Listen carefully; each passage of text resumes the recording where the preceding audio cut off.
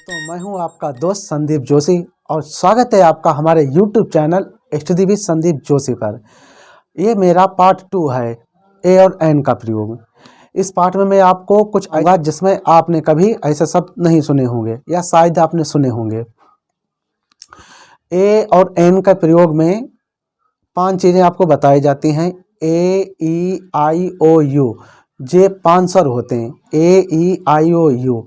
इन 5 स्वर के अलावा जहाँ पर ये 5 स्वर लगे होते हैं वहीं पर हम एन का प्रयोग करते हैं। तो ए मैंने अपना बेसिक लेवल पर जो पहला पार्ट बनाया है उसमें आप लोगों को बताया है। अब मैं आपको कुछ अलग बताऊंगा।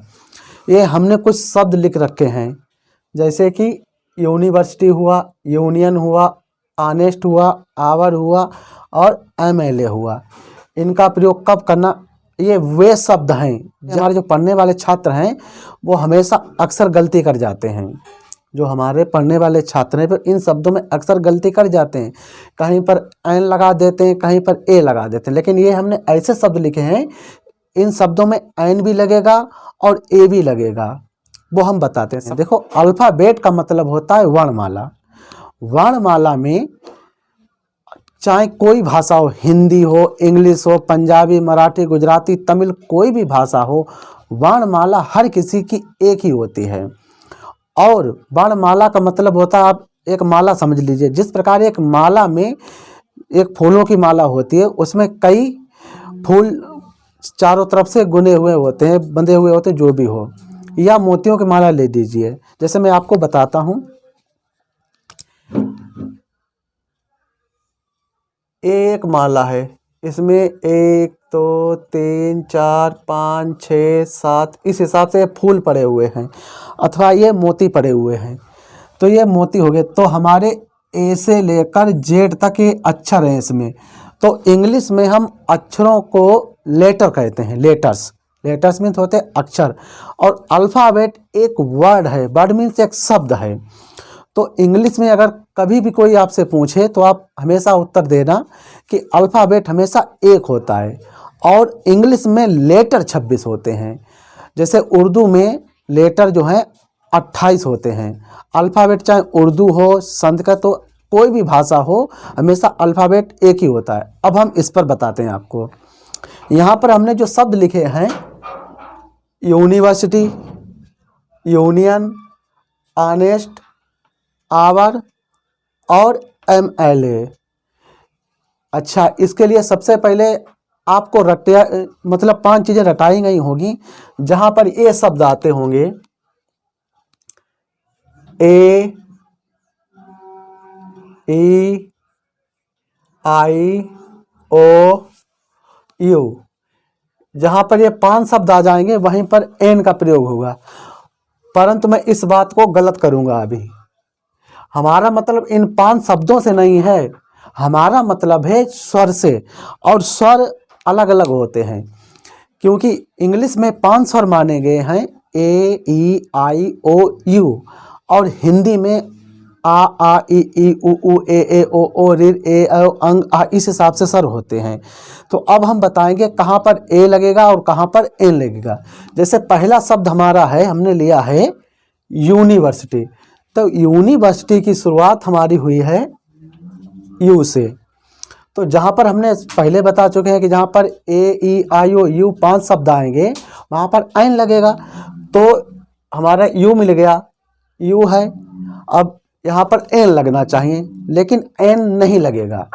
ये हमारी जो बड़ी परीक्षाएं होती हैं, बड़ी, जैसे एसएससी हुआ या अन्य लेवल की भी जो परीक्षाएं होती हैं कंपटीशन लेवल की, तो उसमें बच्चे यही गलती करते हैं कि जो यू है, यूनिवर्सिटी लिखा हुआ है, वहाँ पर एन लगा देते हैं। अब इधर जरा हिंदी इसकी समझिए। यहाँ पर हमारा यू लिखा हुआ है। यू जो होता है ये व्यंजन होता है, ये स्वर नहीं होता है।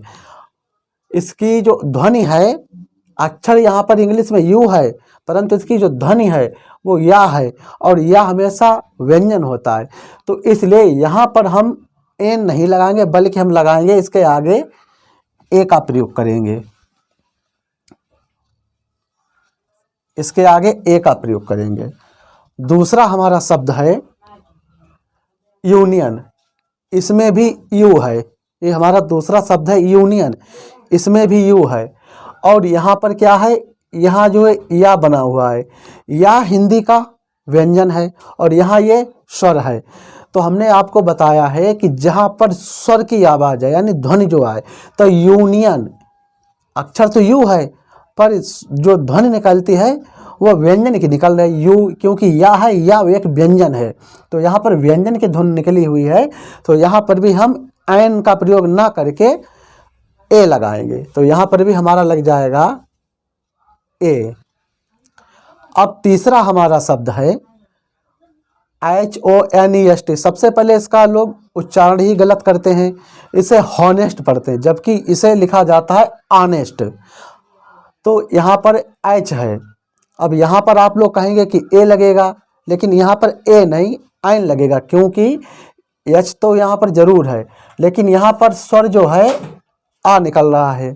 तो आ है ये स्वर है और एच जो है ये कंसोनेंट है यानी व्यंजन है। तो ध्वनि यहाँ पर आनेस्ट, आनेस्ट, आ निकल रहा है। तो आ जो है इसलिए यहाँ पर ए ना लगकर हम लगाएंगे ए एन, एन का प्रयोग करेंगे। उसके बाद हमारा अगला वर्ड है HOUR, आवर, HOUR आवर। इसे हम हावर नहीं पढ़ेंगे, इसे हम पढ़ेंगे आवर। तो यहाँ पर भी ये एच है, लेकिन यहाँ पर क्या है, जो हमारा स्वर आ रहा है, लिखने में एच है लेकिन जो हमारा स्वर है वो आ है यहाँ पर। तो इसलिए यहाँ पर भी हम एन का प्रयोग करेंगे। अब हमारा अगला और लास्ट शब्द है MLA। ये MLA हमारा लिखा हुआ है MLA। यहाँ पर क्या अक्षर तो एम है, लेकिन यहाँ पर उसका हिंदी उच्चारण आता है एम। ये ए है, ये स्वर है, और एम है, ये व्यंजन है।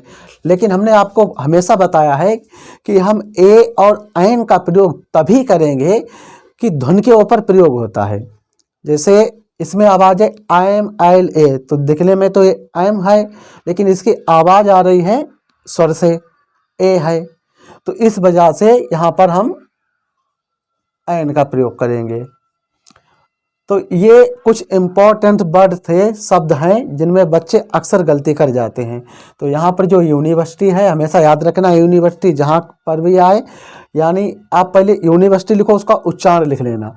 उच्चारण में अगर वो स्वर में आ रहा है तो एन लगा देना, यदि वो व्यंजन में आ रहा है तो वहाँ पर ए का प्रयोग होगा। इसी हिसाब से यूनियन है, यहाँ पर व्यंजन आ रहा है, या है व्यंजन है, यहाँ यू जरूर है लेकिन यहाँ व्यंजन है, इसलिए यहाँ पर व्यंजन की धुन दे रहा है।